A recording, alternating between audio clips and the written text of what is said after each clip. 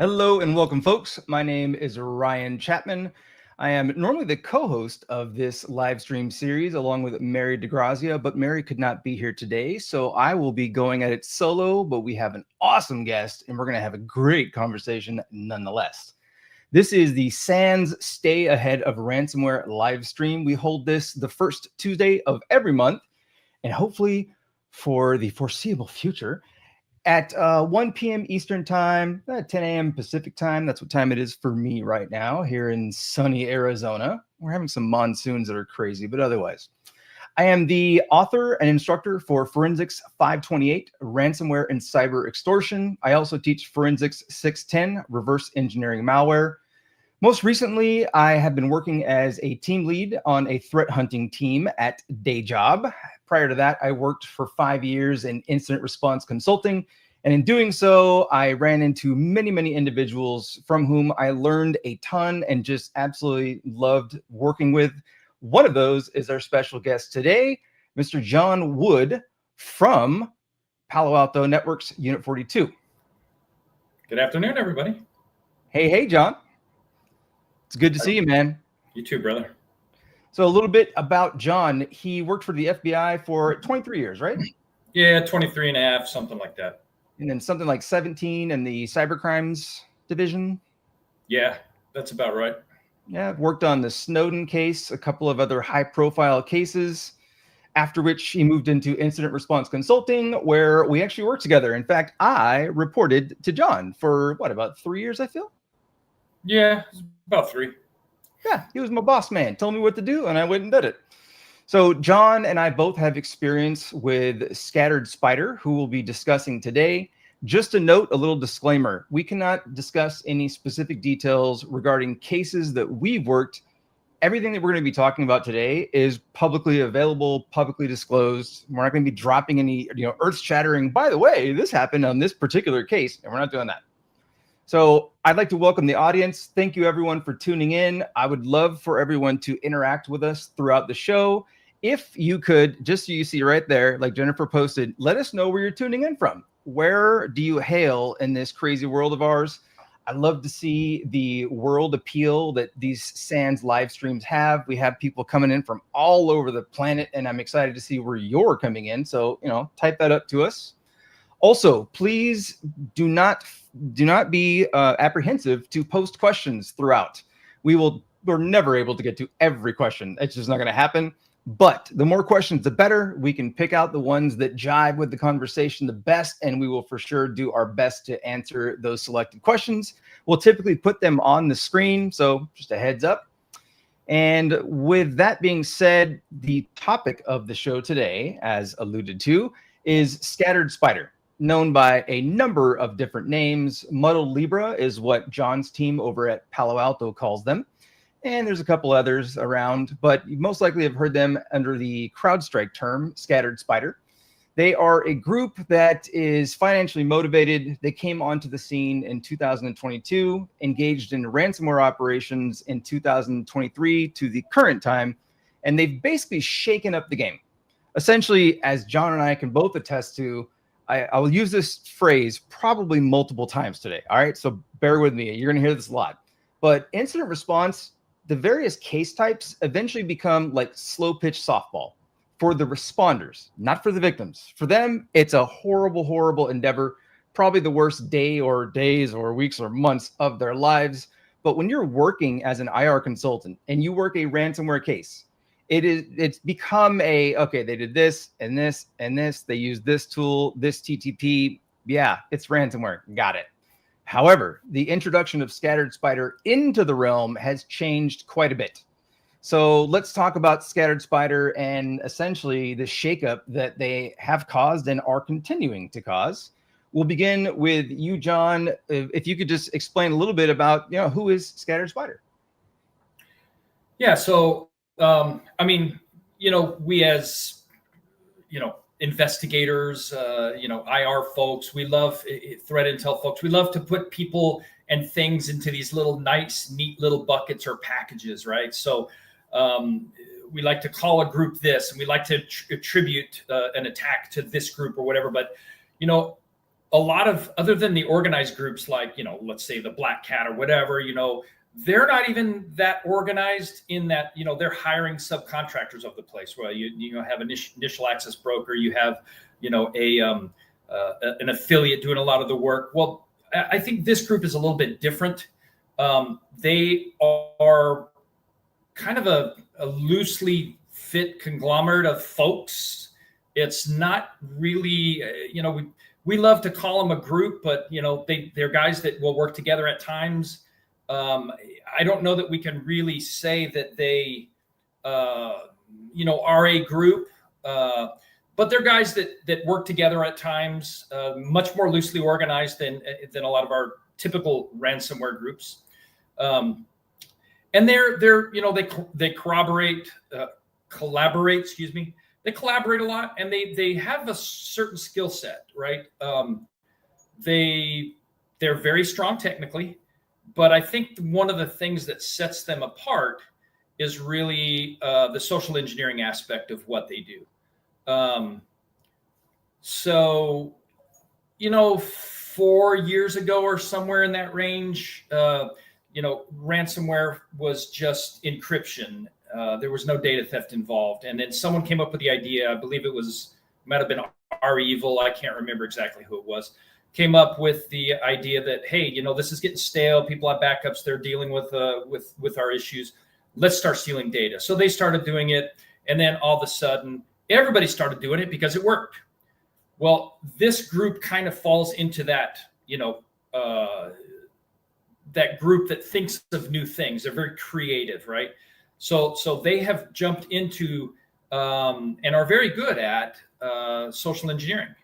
And with that, you know, you see a lot of other groups, Black Basta being one of them, and a bunch of other individuals that have actually kind of followed suit, and they realized, hey, this is a really good thing. So they've started, I don't know if it's a trend, but it's starting to shift that direction, where we have threat actors who are doing more in the social engineering, and not the traditional social engineering we would think like a phish or smish. They do that, of course, but more, you know, human interaction type stuff, calling help desks, vishing, you know, those kinds of things. So it's a very unique group in that regard, and it makes it pretty challenging, right?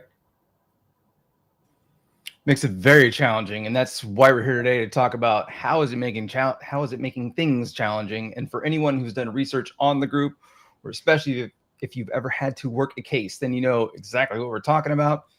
They originated from a larger group called the Community, which typically goes by the name the Com. Per the FBI, back in 2024, they had approximately 1,000 members. They are typically younger, down to 13 to 14 years old, up to maybe mid-20s. They're managers, if you will, they're directors. The folks in charge are more in their 30s and 40s, but it's a very, very large group of adolescents, really. I don't think I became a true adult until I was like 35. I don't know about you folks, but they're much younger. They're much more brash.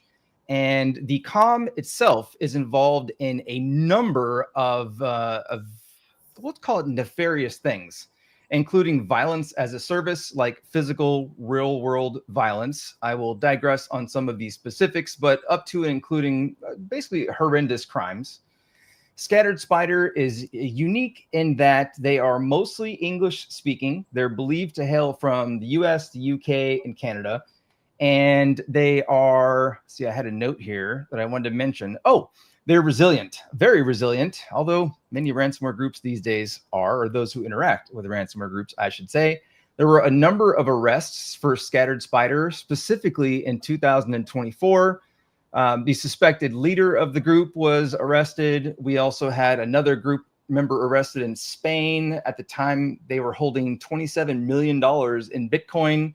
There was a 17-year-old arrested with the attack on the MGM casino brand, which occurred in 2023. And also in 2024, a 19-year-old was arrested based on his general involvement in the group. So just on the arrests alone, you can see kind of the age range of these actors and, you know, kind of what we're dealing with. They're young-minded, but because of that, I think that it provides a bit of a new dynamic that we don't see a ton with a lot of the other ransomware cases. Not that those affiliates and such are not also usually pretty young. But who does Scattered Spider target, or what are some of the things that you've seen in terms of targeting and the victim pooling? They go for the money. They're what we call a big game hunter.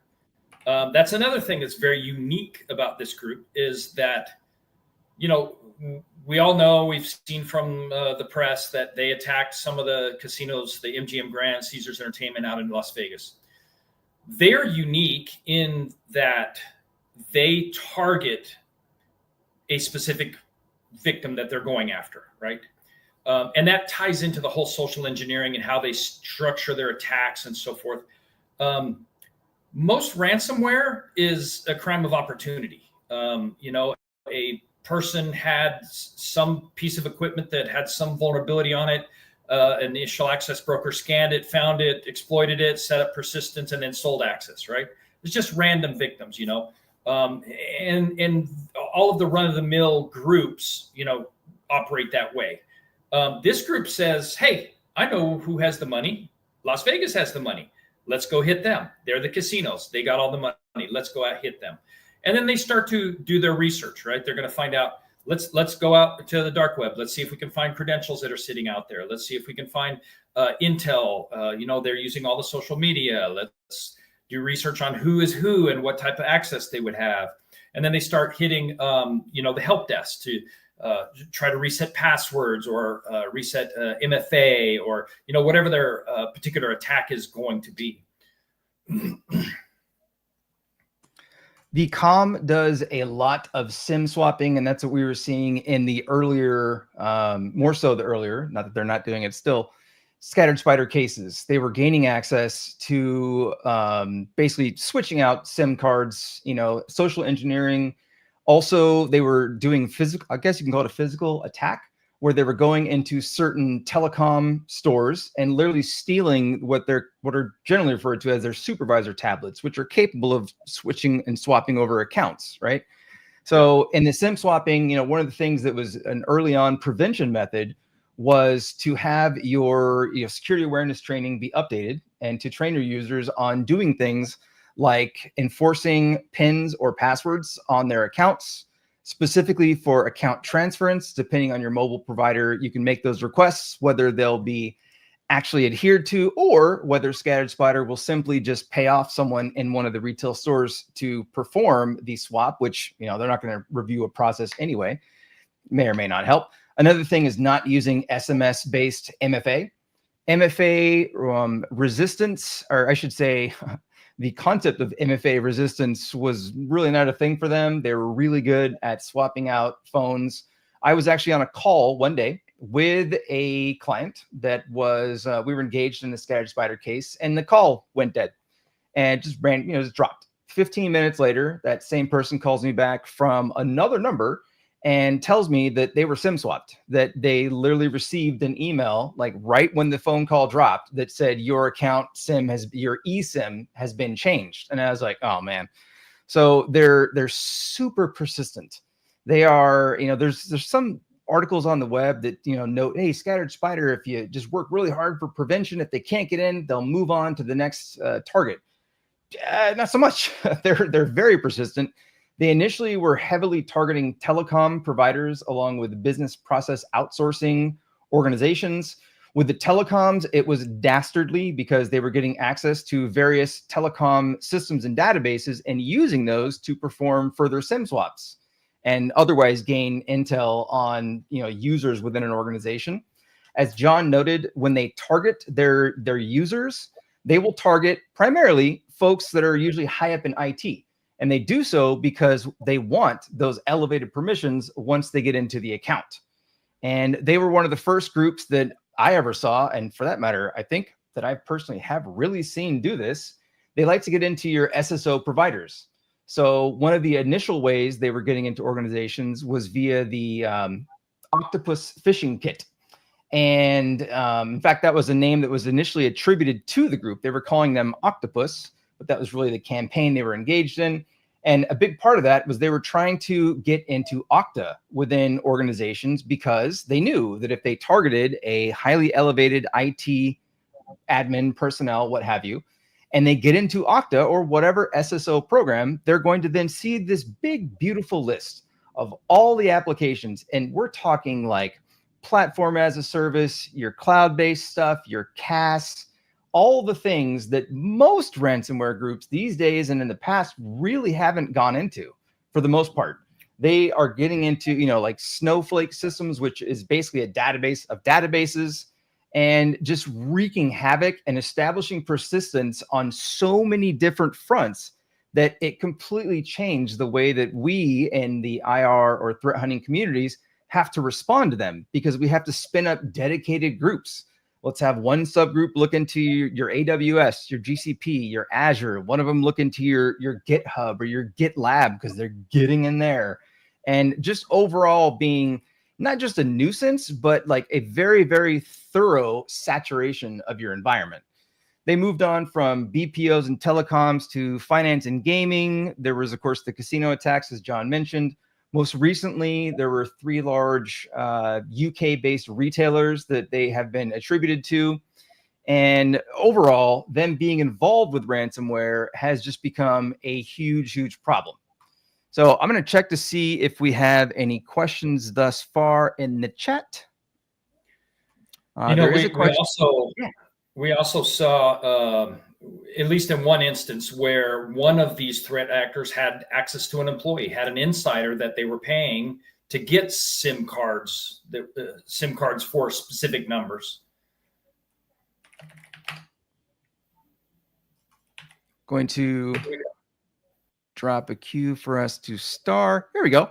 The first question I see in here is from Vic. In the majority of cases, do operators typically try to ransom every endpoint, or are their targets more selective to critical servers? John, go ahead. Yeah, I mean, they do tend to go for the critical servers because, in the early days of ransomware, they would just hit everything. And some of the older operators that, have not really developed out too much, Phobos kind of comes to mind, although they're kind of defunct now. They would just hit anything, right? They would hit anything. As they started developing in some of the smarter ones, they started realizing, we're kind of wasting our time with all these endpoints because, a laptop can be rebuilt, no problem. There's often not, nowadays with organizations, there's often not a lot of data or important information on those laptops. Everything is kept on a server somewhere, on some file server, on, somewhere it's centrally located. So they started looking at the more important systems, and they'll encrypt those. What they really love to do is get into your ESXi.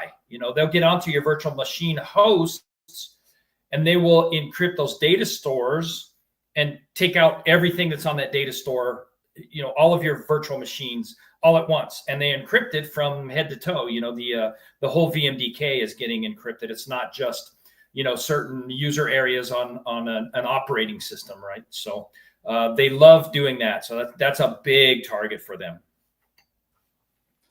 A little bit more about initial access. There's social engineering, like John mentioned. Groups like Black Basta have adopted these tactics, and we're seeing others doing the same. And it's increasing the time that it takes to find the initial infection, initial access mechanism, which always sucks for those of us in IR, because the client wants to remediate and contain, and then remediate, hopefully, and then get to, the pre-event status. And they're typically waiting on, okay, when can we start restoring backups, and from when can we start restoring backups? Well, as John noted, they're not only using like credentials widely and readily available from common info stealers, which themselves have proliferated over the past couple of years and continue to do so, but they're also implementing a lot of social engineering tasks, such as impersonating help desks. That's one of their favorite things to do.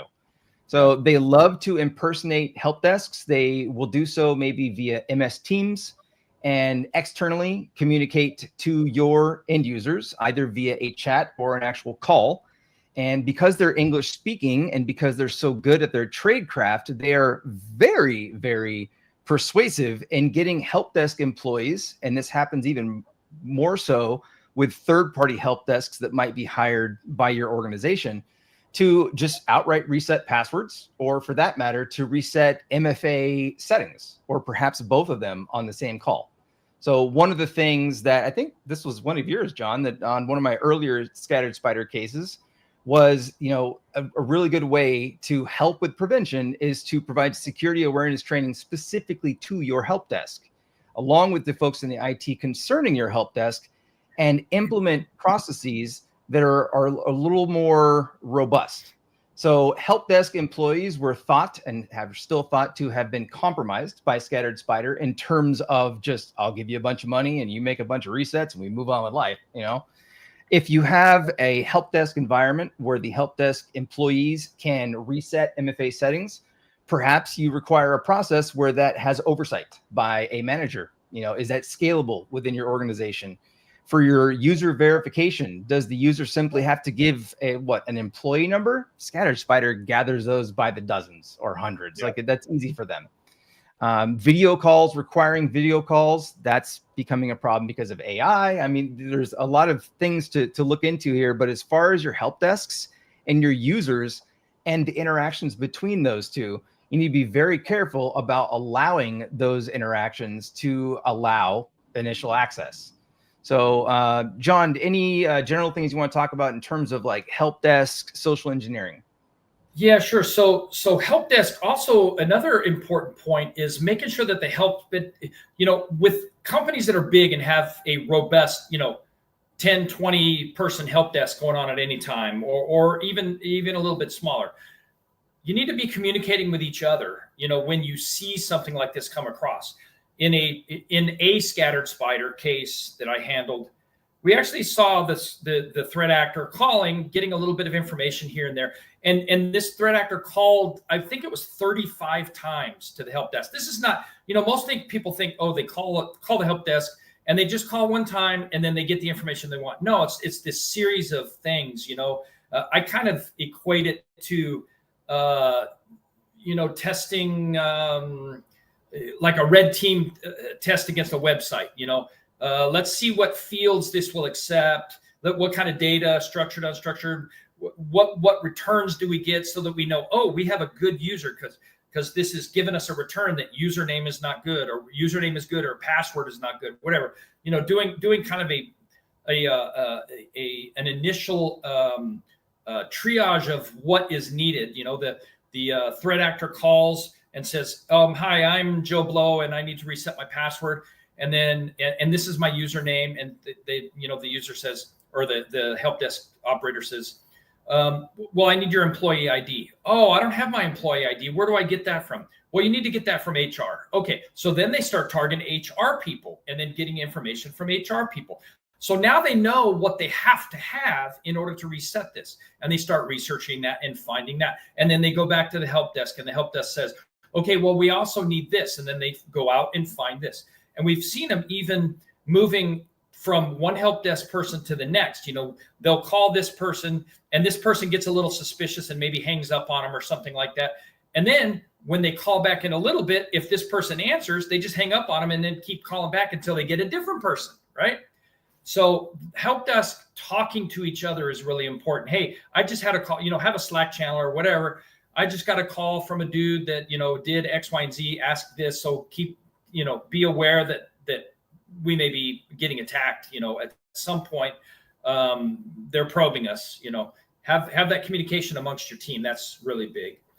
And as for like multi-factor, resetting and things like that, resetting passwords and all that stuff, I had a case, it was not related to Scattered Spider, but they had information about the user, which is very easy, right? There's information about people is all over the place. You can find, username, mother's date of birth, all of these different things, right? You can find this full information about people.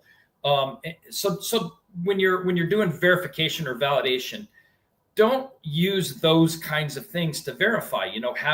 Make sure that you set up some type of database that is limited access to only those people, the help desk people, and it has things that are in your mind, right? Not out in the world, documented somewhere. Like, what's your favorite sport? Who was your third grade teacher? Things like that, that someone cannot just go out into the world and research and find out, So in general, use those kinds of things, something that's in your head, not on paper somewhere. I like that.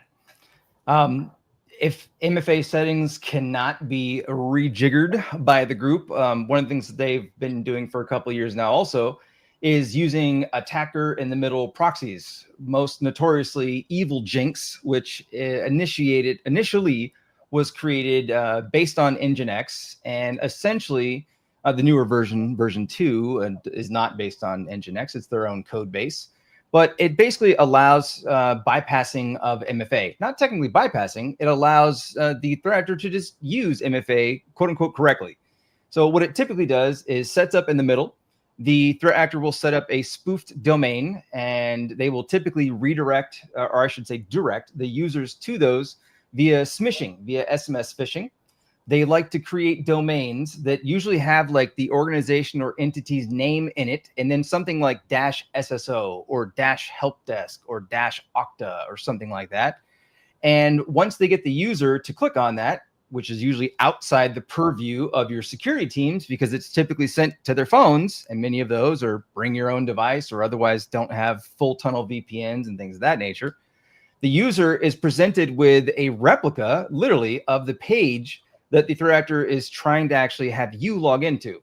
So the man-in-the-middle proxy, essentially, if they're trying to log into Microsoft, will reach out to Microsoft, grab the page, present that page, like store it on its own server, present that to the user, and encrypts both sides of the connection cryptographically.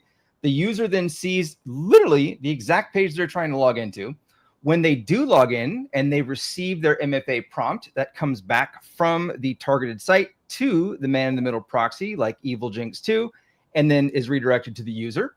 When the user passes MFA via whatever method has been configured, these session cookies that are established are then basically captured by the man-in-the-middle proxy, thus allowing the threat actor to have the username, the password or credential, and then, for that matter, the cookie that they require in order to log in.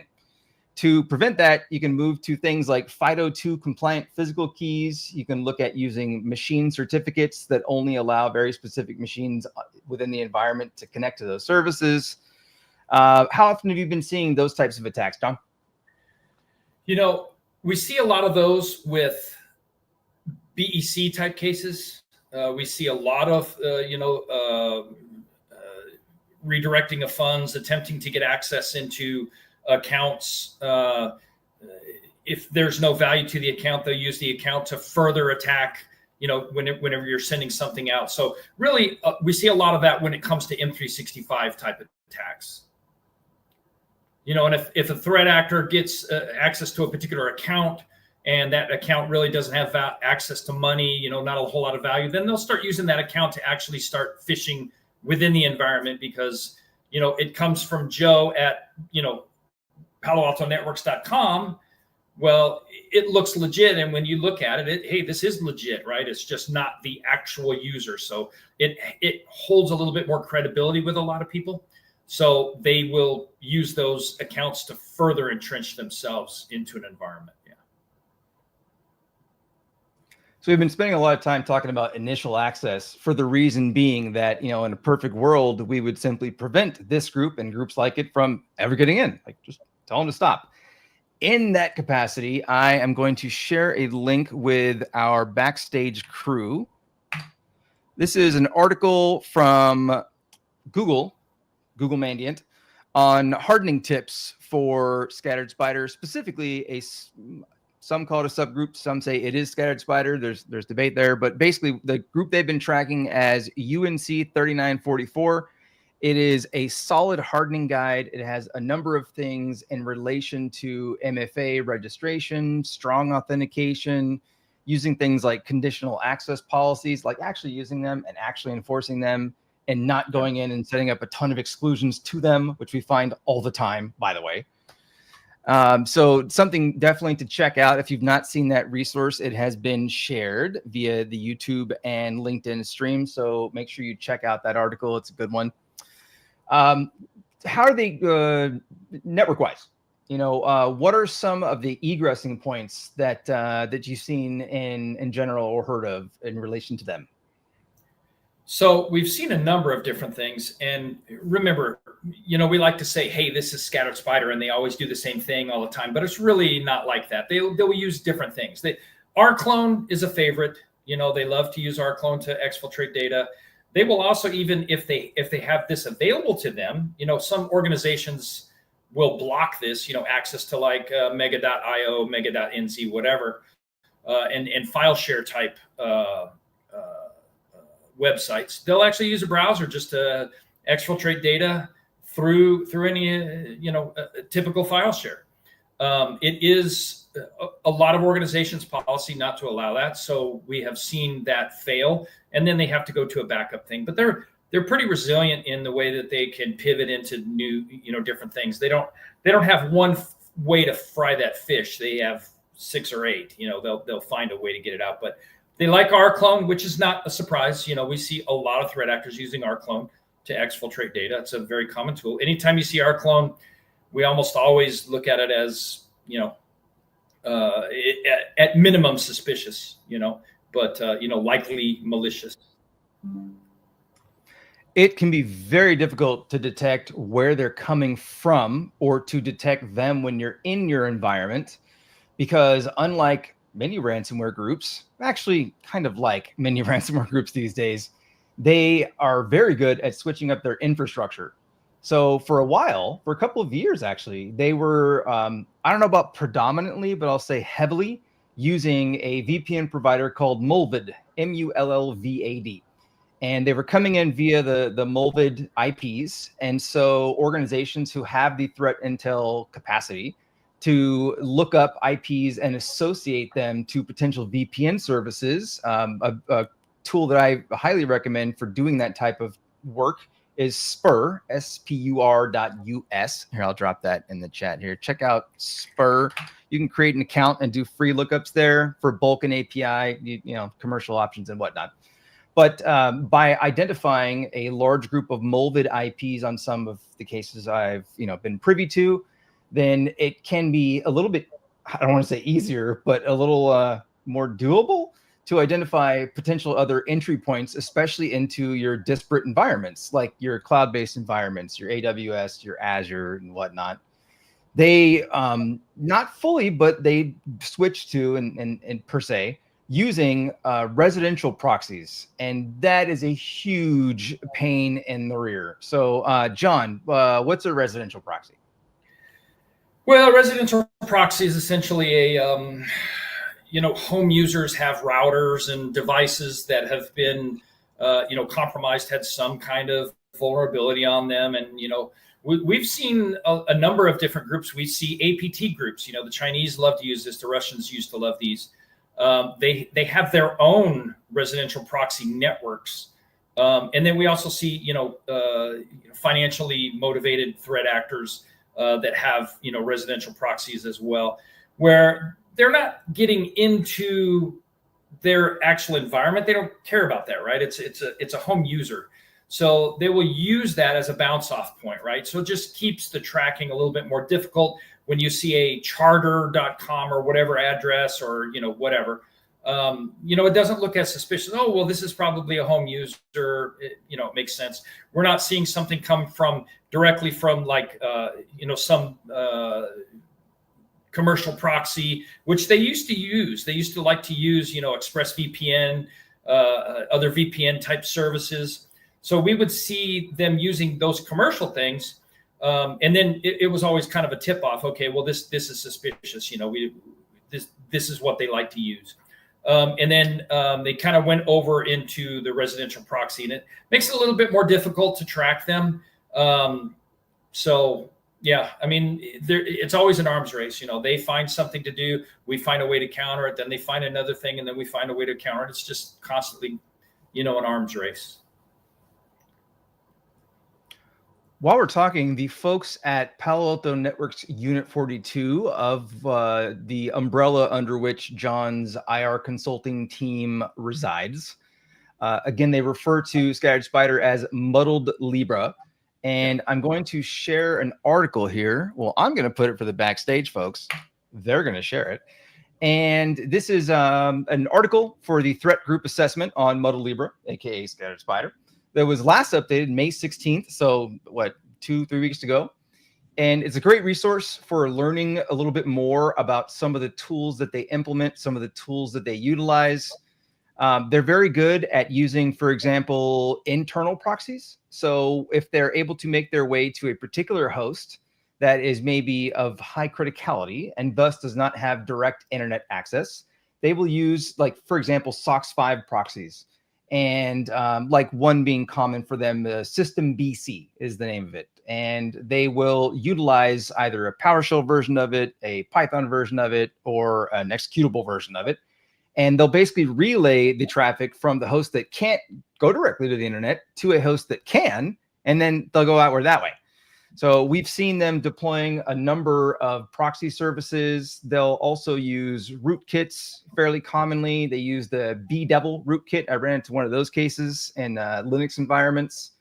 As John mentioned, they will get into your virtual infrastructure. And one of the problems that kind of leads us to in terms of the conversation is overall, how has Scattered Spider changed ransomware, right? Well, one of the things that's been very, very different for responders throughout the world and organizations who get hit and have to answer to this threat as a first party is visibility. So you might have sysmon on your Windows devices. You might have syslog coming off of some of your Nix-based devices. But oftentimes, the royal we find that especially your cloud-based environments, and let alone your applications like GitHub or GitLab, the logs for those, if you even have them configured to be captured in the first place, are not readily available to your security teams. And it's changed from a victim organization uses a particular E or XDR product, and they have to call upon the incident response team with that company or with another to use that tool. And it's like, all right, we have host-based visibility, right? We have processes, we have files, we have registry changes, we have whatever else. But then you're like, oh, well, they pivoted into Azure and did a bunch of stuff. They went over to, they got into some Firebase application in GCP and did a bunch of stuff. And it's like, oh, where are the logs for that? Well, along those same lines, we see them at times getting into the control plane as opposed to just the data plane. And that's not only within, cloud platforms, but, we see them accessing EDR solutions. If, what we see, humans are creatures of habit. An admin might have the same username password on his domain that he also accesses to get into his, XDR solution and set things up and monitor and review alerts, et cetera, et cetera. And if the threat actor gets those creds and gets into the control plane, we have seen them whitelist their tooling. So, it doesn't really work well when you're whitelisting the bad guy's tooling. So getting into the control plane is a big problem because they have the same ability to do things that you're doing. We saw them getting into AWS in one instance, and they created their own domain controller that was joined to the domain, replicated, and they controlled the whole thing. They spun up a virtual machine, and we started seeing all this stuff going on from this particular IP address. And client says, I'm not familiar with that IP address at all. We start looking into it. We're like, yeah, they spun this up. This is a domain controller that was doing everything for the threat actor, right? So getting into the data plane is pretty scary, the control plane. Audit, like actually audit. And I mean, just like click a button, audit. I mean, like do it. Your EDR solution, for example, if you have one, hopefully you do you have logins logged? Does it log logins? Does that include user agents? Does it include IP addresses? Are you doing any analysis on those IP addresses? Do you have any machine learning or AI that's looking for user behavior analysis type of stuff? This admin has logged in from this geolocation or this particular IP or whatever over the past 30 days. There's a deviation. alert for your SOC, MSSP, whatever. Very, very important. John made a very good point about them getting into your EDR. They will remove agents from devices. Of course, they use bring your own vulnerable driver attacks, often to just disable EDRs outright, but they will get into the EDR system. They'll log right into the tenant and they'll do whatever they want. They'll list their malware or their tools or their dual use tools or whatever. They will go in and remove the agent from a variety of hosts. They'll go in and use the live terminaling features of that particular tool to get direct access to your hosts, which typically run with system privileges. Yay. So audit those things and control them and lock them down and make sure that roles are on a least privilege, type of setup, right? As we move as close to zero trust in a future wonderful state, but at the very least, accounts, all your accounts and all your things should have MFA enabled. Don't use SMS-based MFA. The more FIDO2 keys and machine certs and whatever that you can utilize, the better. Any external service, they are going to get into them.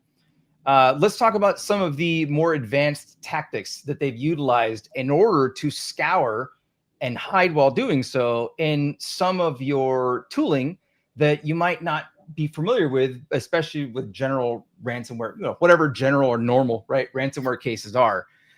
John, the Okta trial tenant synchronization. That's a good one. Yeah, it's pretty smooth. We saw this, I don't know, year and a half, maybe 2 years ago, something like that. It's pretty slick. They actually spin up a trial version and they're able to, I don't remember all of the tech. I haven't dealt with this in probably 2 years since back then. So I don't remember all the technical underpinnings of it, but they were able to essentially, in a way, clone the client's Okta. Do you remember all the technical details of it? I don't. Yeah, so they set up a trial Okta tenant by just going to Okta and saying, I want to trial your product. And then this is already after having access to the victim's Okta tenant. They then did bidirectional synchronization to the trial tenant, thus essentially copying all the data into it, and then did all their nefarious deeds in that new trial tenant, meaning that the logging that was for the primary tenant, which had eyes on it, was not seeing all of their activity. Yeah. And they've also used advanced methods. So, for example, for finding secrets, they will do things like, in a couple of cases, they are abusing tools like GitGuardian and what's the other one? TruffleHog? Is that it? TruffleHog, yeah, TruffleHog, yeah. So once they get into your Git instances, whether that's GitLab or GitHub or whatever it might be, they were then using trial accounts for things like GitHub or TruffleHog, the free versions and open source versions of that. And they were synchronizing it to your Git instances. And by the way, those tools are purpose-built to help security teams avoid exposing credentials within their code repositories. But what they effectively do is they find secrets. They find credentials, they find keys, they find certificates, they find all the fun stuff that will then further the access levels of a threat actor who gains access to them. Yeah, we actually use those tools ourselves for those very purposes. Yeah. But just like anything, a tool that is built for good can be used for evil as well. I mean, it goes beyond that. It goes to the physical world as well, John, I'm not sure if you can actually speak to this, but are you able to kind of, quick background here. John and I have both worked as leads for these cases. So typically we're leading the overall team, right? And our job is to make sure that everyone who's assigned or is billing hours to a case or whatnot is, working towards a particular line item. I want a particular term that's failing me right now. But essentially, yeah. Someone's on cloud, someone's on Azure cloud, someone's on GCP cloud, someone's on this cloud, the various fronts that a case normally involves. Ransomware evolving from really when it started getting nasty in 2016, 17, and especially 18 with the advent of human operated ransomware and ransomware as a service. When the Maze cartel really pushed what they saw Revel was doing and doing data exfiltration and made it like super popular, like John was referring to earlier. These actors, it was basically a get in. And then once they get in, try to find the devices, the servers that had the highest potential for connectivity to the rest of the environment. Because once they gained access and elevated privileges to those, they could then go wherever they wanted. Typically, you have like domain controllers in a Windows environment. You might even have things like print servers, because a lot of machines need to connect to print servers or file servers or things of that nature, backup servers, where they can then maybe like deploy their ransomware and things of that nature. But usually you didn't see a ton of disparate types of services and machines that were being attacked. They might get into your like on-prem Exchange servers and export PSTs using the Microsoft, I'm blanking on the PowerShell API name right now for Exchange, but the Exchange snap-in, loading that basically. But with these darn scattered spider cases, you have to have a much larger team, the number to respond. The number of hours involved are much greater. Typically, I mean, we're talking in the thousands, and that's usually not quite cheap. Hopefully, you have cyber security insurance if you get hit by them. And so, like organizing a team, John, how is it different from just working a ransomware case where they're just on a Windows host, they go to a backup host, they go to a DC, they elevate to domain admin, and they deploy their ransomware after stealing a couple things? What's it like trying to organize all these different squads? Yeah. Like you said, it's very different than a traditional or typical ransomware operator. They're getting usually any data they can. They're not necessarily looking through the data to figure out what they have most times. Getting whatever they can, exfiltrate it. It's kind of a volume business, right? Trying to get in, deploy their ransomware, and then they're off to the next victim, right? And then they hope to get paid out of, I don't know, 2 of every 10, something like that, whatever that is, whatever that looks like.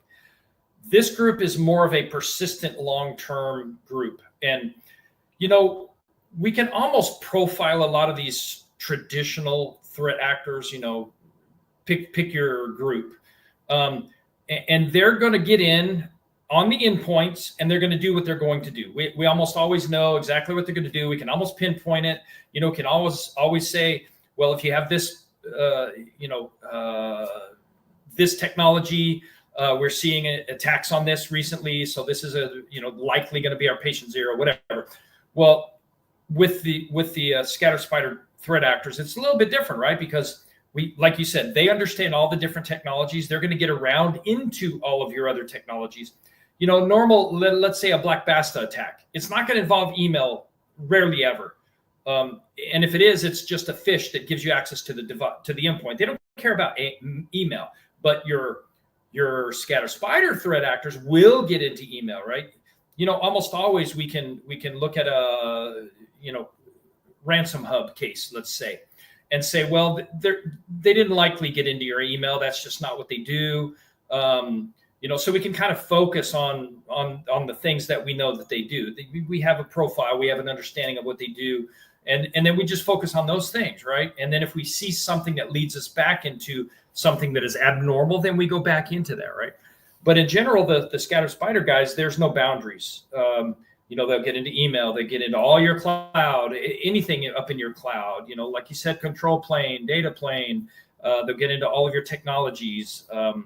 They're a much wider focused group. And especially if you're talking about a very large client or a very large victim, which in Scatter Spider's case, usually it is, because they're the ones that have the money.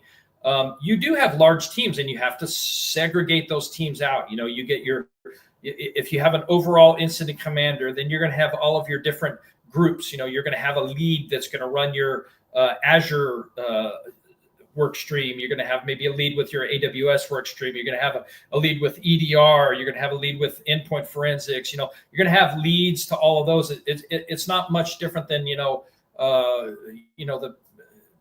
the structure or the hierarchy of, like, a government agency or or the Army or the Air Force, whatever. You have everything that kind of filters down, and then you have your commanders on the ground, so to speak. Okay, you're going to handle just this work stream. You're going to report up to me, and everything flows up, everything flows back down. Tasks flow down, information flows up, and so forth. So yeah, it has to be very organized when you have one of these scatter spider, because it's not very rarely is it going to be a run-of-the-mill type attack. So we've been talking about some of the things that are fairly unique to scattered spider. In terms of things that may not be as unique, they use common tooling for credential access and things of that nature. Mimikatz, secrets dump, tools like that they'll use for lateral movement and discovery and enumeration and whatnot. Tools like seatbelt and things to identify system information. They'll use exfiltration tools, as John mentioned, like rclone and Mega. I think it's called the Mega app now, but it used to just be called Mega Sync. And so one thing I want to talk about is, while there's a lot of uniqueness to what they do, and there's a very, very, very big need, if you will, to increase your visibility in whatever applications. For example, we had a question in the chat from Laura, and she asked about auditing your GitHub structure, and we shared out a link that, yeah, that one right there. That's the question on screen. Shared out a link to help with basically auditing some of those logs, not only ensuring that your cloud-based systems like GCP and whatnot are even logging. Do you have a sync set up for your logs? Where is that sync going? What buckets are they being pushed to, and who has access to those? And what's the retention on those? As Laura also mentioned, talking about like MS Purview standard goes back 180 days, right? So, how much visibility do you really have? And integrating all those logs into a SIM, and like Palo Alto with your XIM product, and bringing all the logs in one location, basically. And the need for all of that. There's also some quick wins. So they like to use sites that are reputable and well-known for their phishing and for their data exfiltration. So there's a link that we're going to share here. I apologize if we already shared it. I wasn't paying attention. It's for528.com/LOTS, or LOTS. It stands for Living Off Trusted Sites. They love to use these types of sites for exfiltration, including via tools like rclone. There it is on the screen, right? Boop, there. So looking into these sites, what do you use for file sharing? Ask yourself, audit, and find out what is approved, if you have an approved list. And if you don't, start there. And then everything else, can you block it? And can you alert on attempted connectivity? Another thing, we're at a couple minutes left, so we can't pivot too far here, John, but RMMs, they are well known to use RMMs, remote monitoring and maintenance tools. Something as simple as AnyDesk, or all the other ones that we see out there. Splash, Spring Connect, Atera, blah, blah. There's literally hundreds of them. Yeah. Yes, I'm going to drop another link in here, the FOR528.com/RMM3. They will share that in a moment. Thanks, Studio Crew. You're super useful. This is a great article for learning about artifacts left around by various RMM tools. So check that out. We also look for, for hunting purposes, looking for machines that have over, say, 3 RMMs installed, because in many cases they have installed RMMs widely and in number, including on individual hosts. So they'll make sure that there's a multitude of RMM tools running so that they can get back and get access to them. This all boils down to, check it out. Again, have an approved list, approved policy, not just a list, right, of RMM tools, whether it's per sector, including your joint ventures, whatever, right? Anything else, can you block it? Can you block it in your EDR? Can you just use App Blocker? Can you stop the execution of those tools? And for that matter, can you alert, even if it's been blocked, so that your security team can be privy to, oh, by the way, someone just tried to implement RMM tool, blah, blah, blah. It's not allowed. And someone installed it on, whatever machine. So very big, important thing to do also. And the danger of those things is, make sure that you're your EDR tool is actually blocking those, because, these are legitimate tools and are used for legitimate purposes, just like a lot of the other ones, more so than a lot of the other ones. I mean, you rarely ever see our clone being used for a legitimate purpose as much as you see the RMM tools being used as a legitimate purpose. So make sure that your EDR solution isn't by default allowing those tools, and then you're never even getting a warning or a notification. Make sure that you understand what your tool is blocking and what is not blocking. So run tests on that, install stuff, see if you're getting alerts, run the tooling, install it in multiple places, whatever you need to do, test to make sure that these things are working the way they are. And much like logs, you mentioned making sure that you have logs that are doing, that are being collected and where they are going to an S3 bucket, whatever. Make sure you're pulling those logs out and looking at them. Make sure they have the information that you're looking for that you need during an incident. Oftentimes we'll see, okay, well, we've got these logs, but they're pretty useless because it shows an endpoint and a protocol, and that's pretty much it. Things like flow. Make sure that you have, flow enabled up in your AWS. VPC flow. You might think you have it. Double check. Make sure that you do. Go through the signs. Don't just assume anything. Put your eyes and hands on it. A recent case for Scattered Spider that was being worked had VPC flow logs enabled with a retention of 2 years, which is awesome. But it didn't have it on 2 particular VPC circuits that happened to be the very 2 that Scattered Spider was using to spin up their EC2 instances. The last thing that I'll mention is, again, other groups are learning from Scattered Spider. They're pivoting more into your environment. They're using these more advanced social engineering techniques.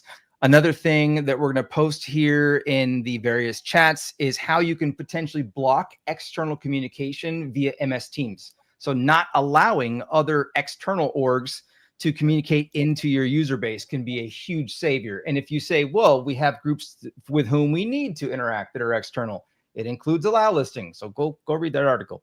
Okay, John, I feel like we could sit here and talk all day about this. I feel like we said a ton, but just scratched the surface. And yet our time is up, good sir. So thank you very much for being on with us today. Very much appreciate you and always have. Do you have any final words? Is there any place where folks can either get a hold of you or see what you're up to next, or anything you want to end with?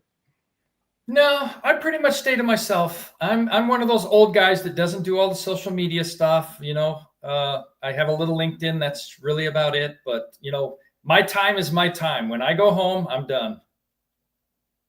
I totally knew you were going to say that, but I was like, I'll set it up anyway. Folks, be sure to join us on the next episode of Stay Ahead of Ransomware, the first Tuesday of every month at 1 p.m. Eastern Time. We'll have another great show for you. As far as me, you can find me running Forensics 528, ransomware and cyber extortion. I have an online run in Japan coming up. I'm also, before that, I have an online run during the DFIR Summit, the SANS DFIR Summit. So register for that. Come check me out. I'd love to hang out with you. Thank you again, John. Thank you to the background. I'll call you the stage crew for right now for helping out, and we will end right at the top of the hour. Thank you, everyone. Everyone is appreciated who was involved today, and we'll see you next month. Thanks, guys.